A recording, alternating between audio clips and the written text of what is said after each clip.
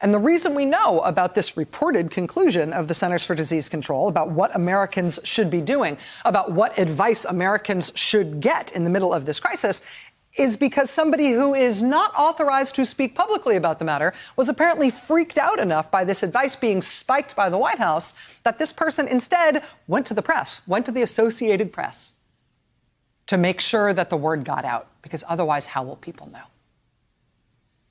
If the best expert advice from the Centers for Disease Control is that older Americans should not fly, and the White House has spiked that advice for whatever reason, and so individual officials have to leak it in order to let the American people know that's the real advice.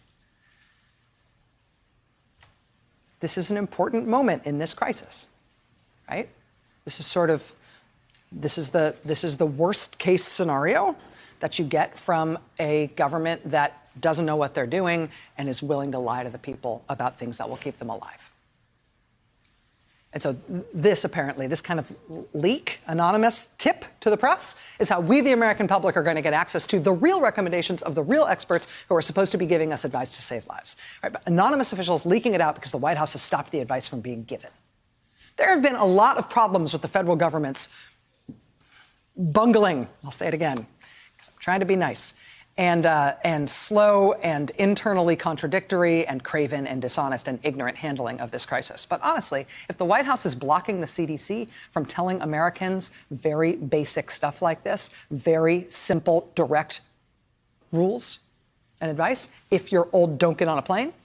I mean, if this is really what's happening, that is A, really bad, and B, I would expect more people at CDC to be squawking about it beyond one unnamed official, quote, with direct knowledge of the plan, who felt the need to anonymously leak this out to the press so that the people would know what the real advice is. Well, I mean, meanwhile, the actual advice that is being dispensed from the federal government right now is comparatively woolly and mealy-mouthed and not really all that directive. I mean, the Secretary of Health and Human Services, Alex Azar, said people with health problems and older Americans should avoid crowds, quote, especially in poorly ventilated spaces. Crowds in poorly ventilated spaces. You mean like airplanes? Is that what you're trying to say? That older people and people with underlying health conditions maybe shouldn't get on an airplane? Is that what you mean? But we have to piece it together?